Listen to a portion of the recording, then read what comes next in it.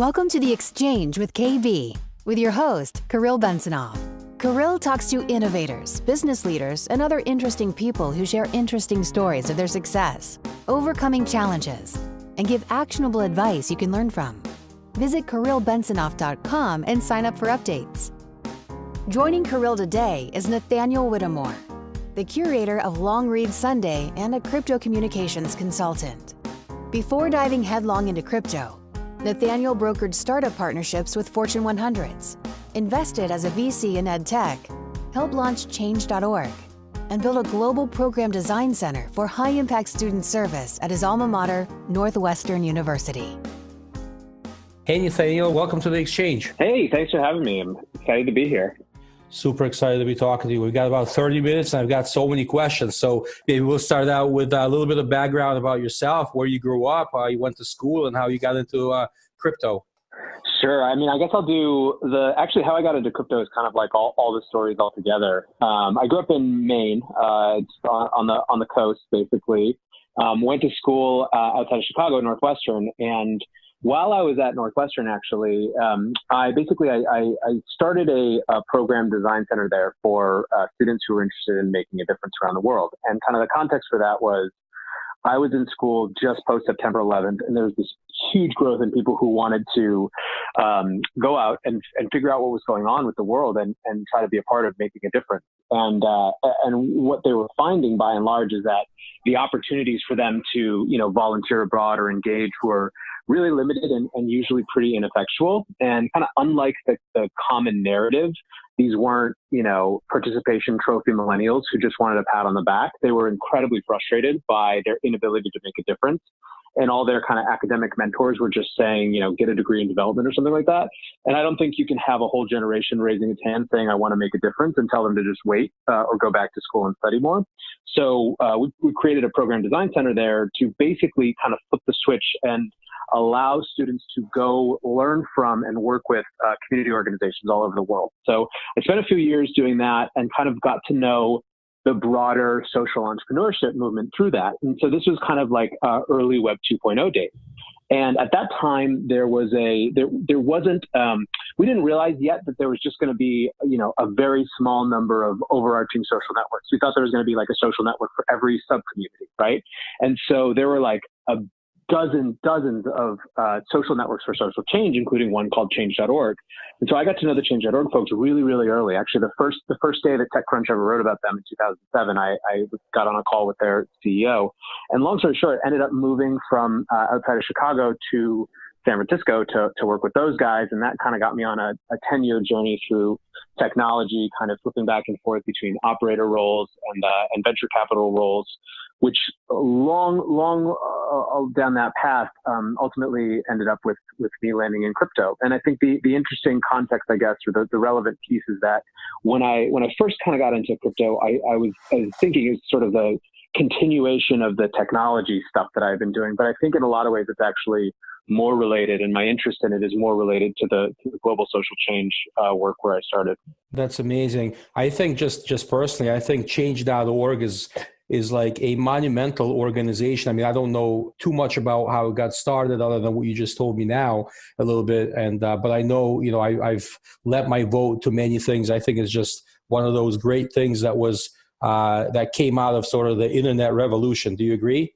Oh, yeah. I mean, so Ben Rattray, who's the CEO, he's been the CEO forever, is one of the most excellent operating entrepreneurs that I've ever worked with, or invested in, and this is now 15 years. And I could tell even then that he was just someone that, was going to get it done and you didn't want to compete with against. And he surrounded himself with great people. Shout out to my best friend, Danny, actually, who's been with Change since actually about 2 weeks after that call that I made. He dropped out of Northwestern to go work and do every sort of operational role. But yeah, it's an amazing organization. Excellent. And it looks like you spent some time in Egypt. Yeah, I was pretty sure when I was in college that I was going to do like post-conflict resolution stuff after. I kind of wanted to work in the Middle East and studied Arabic and lived in Egypt, I guess for the first time when I studied abroad there in my junior year. But then I was there probably like on and off, for anywhere between 3 weeks and 6 months at a time for like 6 years as I was doing all these programs. Egypt's kind of one of my favorite places. I love the description of your activities in Egypt on your LinkedIn profile. It says, stayed up late smoking shisha as young lovers strolled along the Corniche, Kulthum echoing out across the Nile. That's excellent. I forgot that I'd written. That's awesome. I'm glad I did that. I feel like LinkedIn's funny. Like you kind of have to have fun with it because it's almost like a parody of itself because of the way that people interact. And I'm like pro LinkedIn in the sense that I do think it's powerful to have a professional social network. And I think a lot of people leverage it really well to create opportunities that maybe they're kind of like physically placed out from. But at the same time, there's so much ridiculousness there where people just kind of like shill anything that they're doing and DM you all the time that I like it when you don't take it too seriously. Totally. So we started talking a little bit about LinkedIn and marketing and how people market themselves and so forth. Do you feel that marketing in crypto in general is any different than in any other technology space? Well, okay. So I think that there are going to be certain principles of marketing that transcend specific industry or context. Chief among those, I think that authenticity tends to win in the long run. But I do think actually that there are probably some dynamics that are a little bit different because of the fundamental nature of what type of organizations crypto is kind of enabling. And so I guess what I mean by that is that we're shifting from a paradigm of companies as the main actors to engage in business to something where companies are being replaced by what you might call like market networks, right? Which are semi-organized group of, kind of self-selecting participants, some of whom have more or less formal roles, some of whom, whatever, are building businesses on top of it. But it's a different context than a company traditionally. And so I think obviously as that changes, everything from the organizational structure to marketing norms are going to change. And I certainly think that in the context of crypto, we're at a stage where we're still competing for the attention and devotion of the relatively small number of people who are kind of operating in this space, be it developers, be it people who want to validate networks or run nodes or whatever it is. And I don't think you can necessarily kind of like throw the same marketing playbook at things that you used to, although certainly some companies are trying, right? Like Tron is doing every traditional marketing thing. And I think, to some extent, like you can't call them a failure in that. So I don't know. It's really interesting. I think it's really interesting from a marketing context. And do you think this is, you mentioned that the network is sort of replacing the traditional company. If we think back a little bit, to, I don't know, the 60s or 70s or whatever, we had, corporations in the US or in the West, in the West in general, we had large corporations and we still have them. Like we have IBM, GE, GM, et cetera. And then sort of in the 90s and 2000s with the internet, we kind of went to a gig economy and that is still continue to proliferate. Do you think that these networks in crypto land is sort of the next step in that whole thing? I do think that crypto represents represents the kind of bleeding edge of a lot of larger megatrends. So, as a for example, that kind of answers your question. One thing that I've noticed, so when I was in San Francisco, like I said, I was there for like a decade. I was always interested in remote work, both from a personal standpoint because I just like it better. I think offices can be super distracting. And part of that is because I spend so much time like in deep thinking or writing mode, which is just the enemy of that is the frequency of kind of interruptions from an office. But there was a real, like almost, basically venture capitalists did not want most companies that they invested in to have any sort of remote or semi-remote presence, right? They wanted your team in and around the Bay Area, if you were there, right? Or wherever it was. Co-located. And I think like the crypto is the first global technology movement that is truly and unarguably global, right out of the gate. And in fact, you can argue that the U.S. is behind in certain areas or is moving more slowly in some areas than other parts of the world.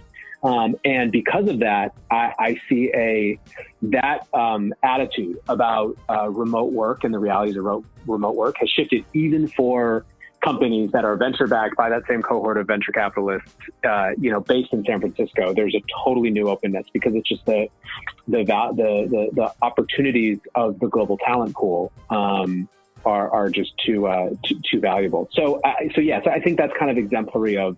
I find crypto is in a lot of ways, if you want to kind of preview the future of other industries, where they'll be in 5-10 years, look at how projects and companies are being organized in the crypto space right now.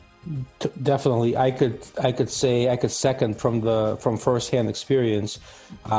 Some years back when we were talking to VCs in my previous companies about fundraising, this was like the number one thing, or, close to the number one thing.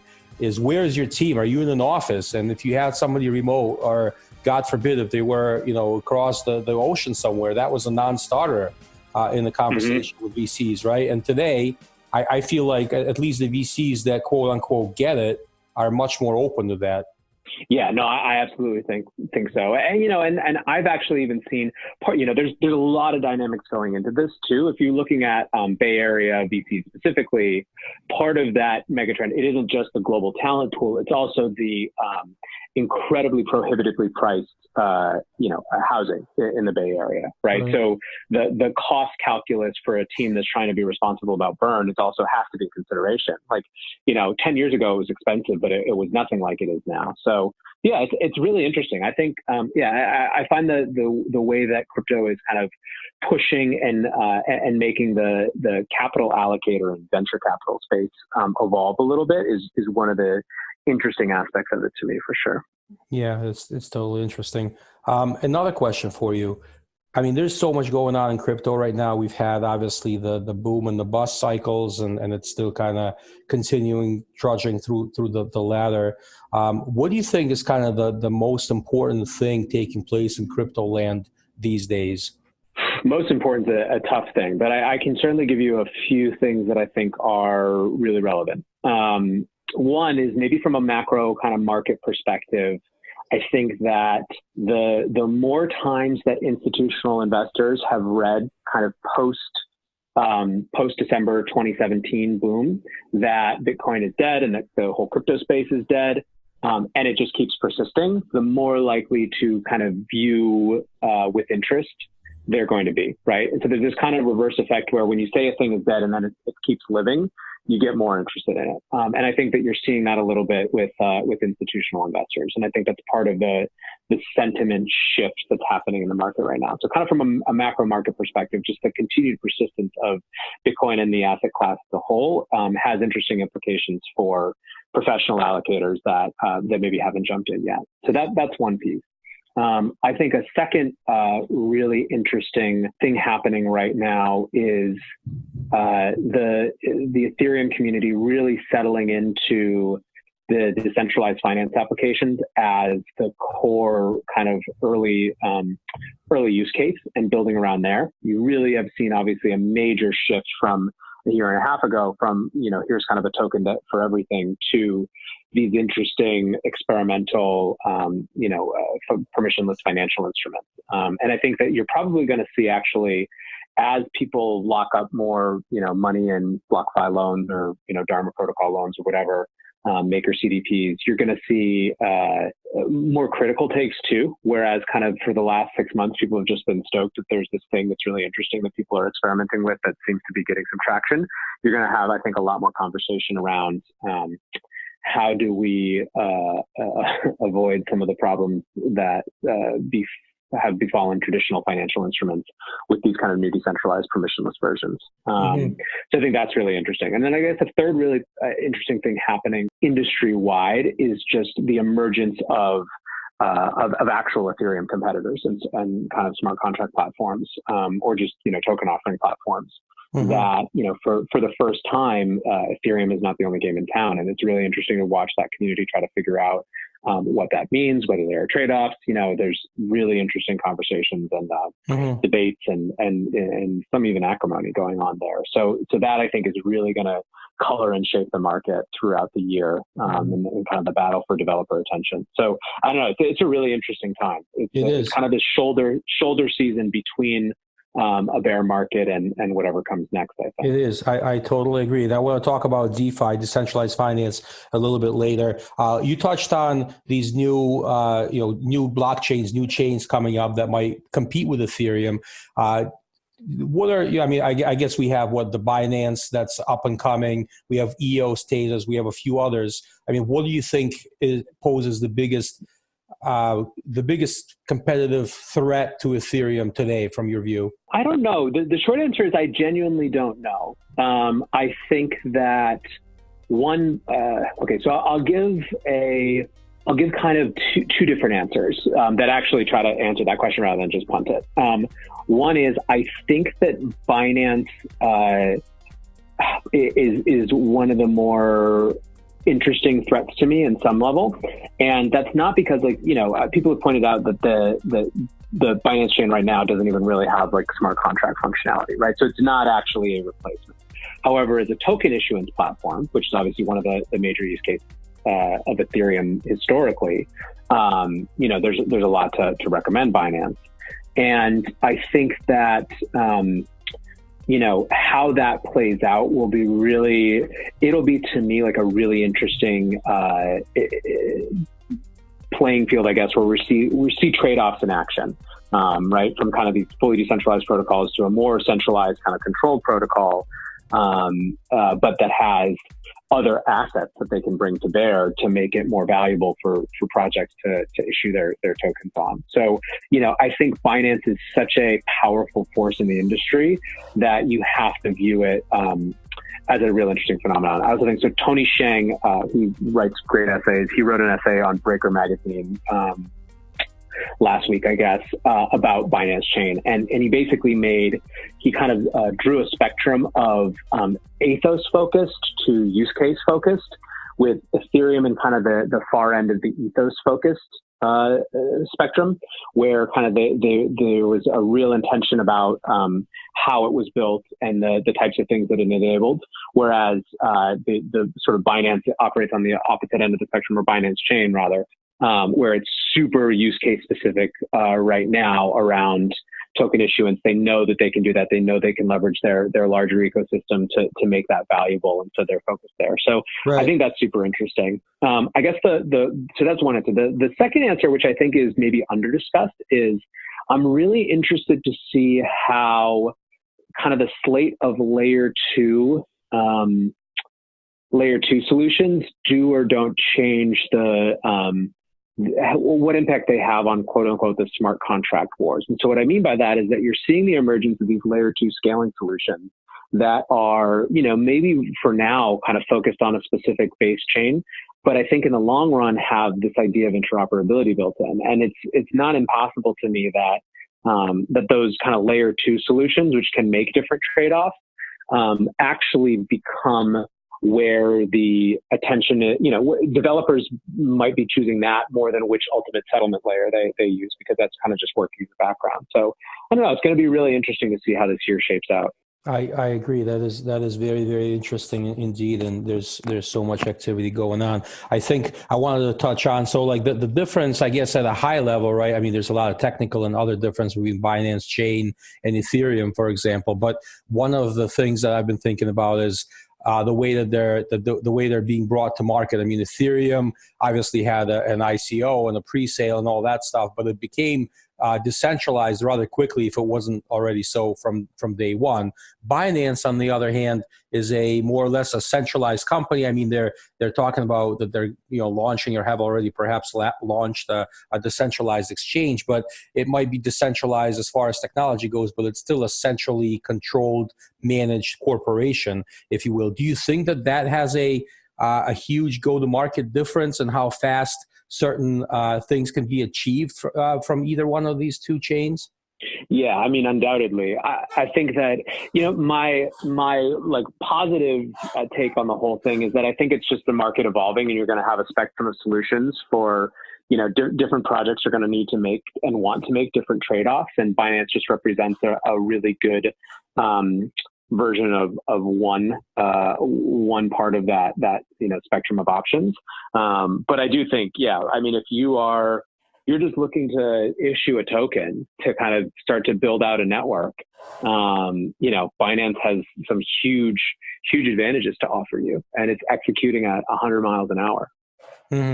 Excellent. Yeah, I think that they are, they're doing a lot of things right. As far as, on the same topic of sort of centralization versus decentralization, are you a believer in decentralization? And if so, I mean, just again, taking a step back, is decentralization is great in theory, right? But do you believe that a decentralized company can execute as well as a centralized one? Because if we take an example of Binance or another exchange or a chain, right? It might call itself a protocol, yet it's still functioning. It needs to function as a company because it still should have partnerships. It needs to have sales and marketing, and it needs to have support. Without all those things, it's not user friendly. So with having said that, is decentralization a detriment to achieving that kind of growth that centralization can bring by having these departmentalized functions? Yeah, I mean, I think that it's almost a cliche at this point, but decentralization is kind of a means to an end, and you have to ask the question of what end is decentralization trying to achieve? Because there's always going to be efficiency trade-offs. I mean, I think to validate your point, there's just no way that from a pure operational efficiency perspective, a self-selecting distributed network of, mostly volunteer contributors are going to outperform, the best, one of the best companies in the world. It's just not going to happen. So the question then is, what things are worth the trade-offs in operational efficiency? And things like censorship resistance and not being able to be shut down, or not having to have your kind of company or sovereignty at the whim of some power. Those are the questions. I think the unresolved question from the last couple of years is which of these use cases for decentralization or for censorship resistance are actually worth the trade-offs. And even within that, what are the contexts, right? We spent a lot of Bitcoin's history with the narrative as a cash kind of, peer-to-peer cash payment processing type solution. But frankly, I think part of why it took me a couple of years while still being around it in San Francisco to actually care is that I don't think that's the interesting use case. That's just a fintech, and that's fine. But what's interesting to me is a non-state, non-sovereign money that can't be shut down, that can't be interacted with by governments, and what that means for the world. So I think that the answer to your question is almost never will. If you have two, a centralized company that's good and a decentralized network that's just normal, even if it's good. If they're competing for the same goal, that's kind of a short-term business objective. It's likely that the centralized company is going to win. So the question then becomes which objectives are not matter more than the time it takes to get there and the pain along the way. And I think there are some, but then there's other things that aren't going to be worth it. Yeah, for sure. I mean, I think that from personal experience, I've come across. I mean, I think overall, since maybe 9/11 happened, and maybe even a little bit later, the mortgage crisis. I mean, we've had more and more sort of censorship and compliance requirements of all kinds being placed upon financial services companies in this country, and probably in Europe and the rest of the Western world as well. Anti-money laundering, the changes to the Bank Secrecy Act, and all those kinds of things. And to the point that these days, if you have anything to do with crypto, which is still not accepted by the mainstream in most cases, you might be denied an account, or your account might be terminated. I've had some experiences with myself and some friends of mine with some companies that actually use crypto themselves as the rails for their payments, and they were denying people accounts because they had they had some crypto holdings, or maybe they've sent or received money from a known cryptocurrency exchange. So I think in that case, decentralization would greatly help that situation, because it's really not, it's sort of onerous for a company that uses crypto itself to deny services, because probably they have some pressures from a bank. Any thoughts on this? Oh yeah, I mean this is a huge issue, and I think that we're still just dealing with it, but it's incredibly difficult to kind of build a crypto related company, or a company really that touches crypto right now. But right. Yeah, I mean I think like what I would say to folks is I tend to be someone who is interested and excited in a lot of possibilities. And so, I think it's important for us as we look across use cases for kind of crypto networks and crypto assets, just to be honest with ourselves about, what the evidence shows at any given moment about what those trade-offs, where those trade-offs land. So, I mean, I'll give you for example, right? Like, I think that there's, a lot of emergent consensus around the kind of the digital store of value use case of crypto assets, of a non-sovereign money, that you can access from anywhere. I think that you're seeing so far that, the set of companies that tried to or were interested in displacing centralized communication services or social networking services haven't really hit it yet. And it may be that the things like the risk of deplatforming are not sufficient for the trade-offs and the cost of losing out on the network effects of centralized services. Like you didn't see a mass movement of people from Twitter to PFAS or things like that. That's not to say that some new social network won't emerge, but so far, that kind of hasn't really hit yet. And then I think somewhere in the middle, you have these interesting decentralized financial applications, which are very clearly have a ton of interest and a lot of excitement and momentum around them. But I don't think we know for sure yet how integral to kind of the markets of the future they'll be. But they're certainly interesting experiments. Continuing in the vein of sort of centralization versus decentralization, what do you think about this whole Tether controversy? I mean, you'd written a little bit in your newsletter, I've been kind of following it. I mean, this is stemming back from years ago, right? For the folks that out there that are not familiar with Tether, it's a one-to-one stable coin that's supposed to be backed by US dollars. And there's been controversy going back to, 2016, 17, about how much reserves they have, are they really one-to-one, et cetera. And lately we had the New York Attorney General, going after them with the subpoena and the lawsuit, and there's some new information coming out. I mean, maybe you can give us a quick summary of the controversy, and then as far as what you think and how does this matter in the grand scheme of things in crypto world. Yeah, sure. So the larger longitudinal controversy or question is Tether claims to be completely one-to-one dollar backed, and they've never really had a satisfactory audit. And such a huge percentage of the market trades against Tether that people have had concerns historically that if they're not actually backed and it starts to lose its peg, or it could kind of be a house of cards. So that's the larger question is, does this asset actually, is it backed the way that it says it's backed? A second part of the controversy is its relationship with Bitfinex, which is the kind of the subject of the most recent issue.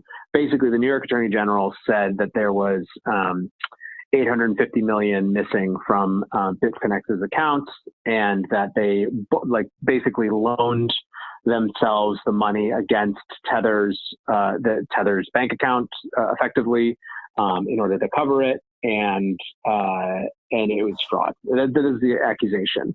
Tether and Bitfinex, their argument is that it's actually that $850 million is locked up and seized by governments via a payment processor called Crypto Capital, yada, yada, yada. So you get this very, very blurry back and forth thing. I think that there's two larger interesting implications that I think are worth keeping an eye on more than the day-to-day details. The first is with specific regard to Tether.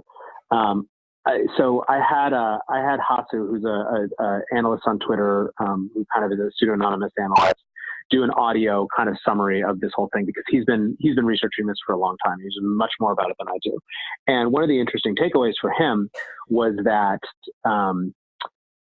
it was a reflection of just how much U.S. regulators really want to shift crypto trading into, USD and fiat denominated pairs that can be regulated on kind of above board exchanges, so they can have insight into it. Tether is very difficult because it's, it basically functions like a US dollar without being a US dollar, which means that it can kind of function outside their purview a little bit. So I think that that's really interesting. It's kind of exemplary of a broader challenge in the global regulatory regime of whether you can kind of wrestle all of crypto asset trading into regulated exchanges and fiat pairs versus having kind of these slightly more uncontrollable forces like Tether out there. So that's one thing that I think is really interesting. A second piece that I think is also broader than this particular story, but has particular implications in the context of this most recent action by the New York Attorney General, is exchange transparency. I think one of the single biggest things that could happen to change the nature and quality of the industry as a whole is a paradigm shift in exchange transparency. And so what I mean by that is that obviously in this case, there are a question of these reserves and where's this 850 million, and that's really the central question here. But with all of these exchanges, there's questions of what their reserves, what their solvency actually is. That's something that's available. But the exchange or the transparency question is not just limited to proof of reserves, although that's such a huge piece. It also has to do with the nature of the data they're calculating and how they're calculating it. So a couple of weeks ago, you had Bitwise in a presentation to the SEC make the argument that 95% of exchange volume across 81 exchanges that they looked at was actually fraudulent. It was wash trading effectively. And this is specifically of Bitcoin, BTC. And so why would exchanges do that? Well, if you have higher volume, you get ranked higher on data aggregators, you can charge more for your products like listings or ads or whatever you're doing. So there's good incentives to do that. And Bitwise is this very thorough, comprehensive report looking at this. They really only identified about 10 exchanges out of the 81 that they looked at that were, kind of had actual volume, to use their words. And sort of following that, this is wash trading is an open secret in this space. It's something that gets called out occasionally, but this is kind of a larger moment for that. Actually, though, interestingly, in the wake of it, the Nomics, which is a data API company for crypto data, pointed out that the problem is not just limited to kind of organizing exchanges into the 10 good or the 10 bad. It's asking the question of how are prices calculated? How is volume calculated? How can people audit it, right? And so if you actually dig into exchange data, like mostly what you're looking at, like in terms of prices from aggregators, like CoinMarketCap, is using really low quality, very non-granular data, 24-hour ticker data to ascertain prices and candles from that, versus being able to construct prices and volume information from raw trade data, which is obviously much better. And so actually, I think last week or maybe the week before, Nomics introduced exchange transparency ratings that don't rank them on the basis of whether their volume is real or not, but just rank them on the basis of what information and how extensive the information they're making available to data aggregators is. So anyways, this is, to me, the exchange transparency and the quality of data is a huge piece of kind of the shift that's needed to make the industry function better. And I think that ultimately the most recent Tether action is part and parcel of that. Do you think this is the right step on the AG's behalf? Do you think there's any double standard? As I believe Caitlin Long pointed out in one of her tweets, she drew some comparison with Merrill Lynch and some stuff that happened to them some years ago, where they're holding customer funds in an account that had a lien on it. Do you think that there is any kind of double standard in this new space and the legacy, banking space? Yeah, almost for sure. I think it's almost impossible to imagine a world in which there wouldn't be. And what I mean by that is that everything from it's just there's going to be more scrutiny when something is new and something plays or is trying to reinvent the rules. That's just the case. And I completely support folks like Caitlin calling out that double standard. In fact, I added that as context in the most recent long read Sunday about the Tether thing, because I think it's an important point to make and to hammer on. But I also think it's inevitable, and that if crypto as an industry wants to be respected, it's got to, companies either need to fall into one of two categories, like totally Wild West, willing to be, cowboys and play the global regulatory arbitrage game, and really do it all the way, or way better from a compliance standpoint and way ahead, and there's kind of no in between. And I think that the more that companies hold themselves to a higher standard, the less that double standard seems reasonable. Let's switch gears a little bit and talk about securitization and tokenization. Do you believe that? Are you a believer in security tokens and the whole movement that's starting to take place? It feels to me pretty inevitable.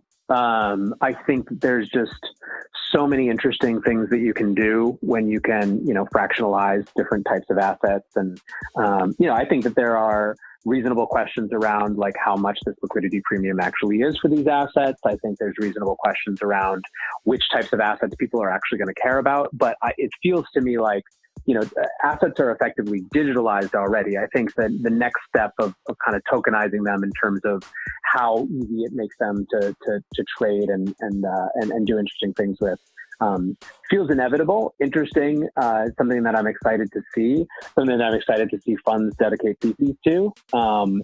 But yeah, it feels inevitable. I guess the question is just how much is it evolutionary versus revolutionary? Sure. Do you think, to me, it feels a little bit like the crypto in general space is kind of taking slightly different directions, maybe a little bit based upon the geography of things. So in the US, we obviously went through the ICO boom, and then, with the regulations and all of that stuff upon us, the ICOs kind of went to almost nothing. And now there are IEOs, but they're mostly taking place outside the US. And in the US, it feels like we're on to more, quote unquote, mature concepts such as decentralized finance and maybe securitization and tokenization of assets. Whereas in other areas of the world, this is just my feeling, I feel like it's more still about crypto as a method of payment, person-to-person, peer-to-peer transfer, and maybe more about capital raising in the sort of the, still in the vein of the ICO/IEO. Do you feel the same way? Am I onto something, or am I totally off? No, I certainly think that it's true that so there's two questions. One is the industry evolving in such a way that token doesn't mean the same thing in every different area, and that there's actually kind of meaningful differences in parts of the space. And I think that that's definitely the case, right? You can be really interested in the securitization of, or the tokenization of existing securities and not really at all interested in non-sovereign permissionless money, right? And I think that the crazy thing is, as explosive as ICOs were in the US, I think it's an area where it was even bigger elsewhere. And I think that, could literally spend another full hour just discussing ICOs and why that came about. But I think it showed kind of the global pent up demand for kind of risk exposure. Actually, I guess I'd put it this way. On the best case, it showed the global pent-up demand for risk exposure and the ability to actually participate in startup financing. On the worst side, it represented the fact that you will always be able to make money offering people a way to get rich quick. But it was, it was really profoundly pushed in a different way in other parts of the world. So, I don't think, to me, it's not yet clear. I feel like it's inevitable that capital formation continues to evolve, and there continues to be pressure from below on what market opportunities they are and how widely they are available. And I don't think, obviously, that ICOs as they were are going to be the exact paradigm. I don't particularly think that IEOs now are going to be that paradigm, but there's a lot of demand from retail, clearly, for these types of opportunities, and people are going to keep finding, tweaks in the legal model to allow them to participate, for kind of indefinitely, is my guess. All right. It's time for the lightning round. Are you ready? All right, let's do it. All right. Question 1, Ether or BTC? BTC. Question 2, most stable stablecoin? The US dollar. That's great. Question 3, price of BTC at December 31 of this year? 6,000-ish. Number 4, smartest VC in crypto land? Ooh, that's a good one. Actually, I'll do this. Underappreciatedly smart, maybe relative to some of his peers, is Jake Brookman from CoinFund. He's a guy who, like, when I want to learn about technical anything, I'm going there first. So, I mean, there's a lot of smart VCs, but he's someone who stands out to me that I feel like he should have a bajillion followers and just be teaching people about a lot of stuff. Yeah, they've been around a while too. Number 5, an interesting new project you've been following? So the reason that one's actually weirdly hard for me is that I'm so much more of like a pattern than a project person. Or an interesting new development. I mean, anything that you found, in the last week or month that has just kind of stuck in your head for more than the usual. Take your time. I mean, I guess so. I have an answer actually. For me, for this year, one of the most interesting projects is Aragon. It's gotten to a point where, like, it's kind of matured as a community. I think an interesting thing happened with DAOs. So for those who don't know, Aragon is basically tools for running decentralized autonomous organizations. And there's a couple things that make them interesting. One is that they're really top flight executors and operators. They push things out much more quickly than most teams. Second, I think that an interesting thing happened with DAOs where, in the wake of the DAO hack, they had kind of the patina taken off them. And so when the ICO boom happened, people weren't like all stoked on DAOs. They were stoked on just, tokenize everything or whatever, tokenize the world. And so people who were kind of interested in DAOs and new ways to organize networks of people kind of quietly took, just kept building in the background, and some of them raised money or whatever, but it wasn't, it wasn't a big thing compared to what it might have been had there not been the DAO hack. And to me, it feels like there is such a huge space between, our informal Facebook group or, group messenger chat and a formalized legal, nonprofit or business organization, that space in between, especially in an internet enabled world where, people come together and form movements for things that, do their job and then go away. It feels like DAOs and just decentralized organizations in general are likely a mega trend that is much broader than crypto on its own. And so I definitely am spending a lot of time kind of watching the comings and goings of Aragon specifically and seeing what people are building with that and seeing what use cases it has, because I think it's relevant in a larger real world context, not just in sort of like crypto land, I guess. That was the longest answer to a lightning question I've ever had, but I'll take it. That was great. The short answer is Aragon. All right. Nathaniel, thank you so much for being a wonderful guest. For everyone out there, you must subscribe to the Long Read Sunday. This is one of the best curated newsletters that I read, and I think that's the best one out there. We'll put out a link on our webpage. Thank you again so much for being a great guest. Yeah, thanks so much for having me. I had a ton of fun. Awesome. Thank you.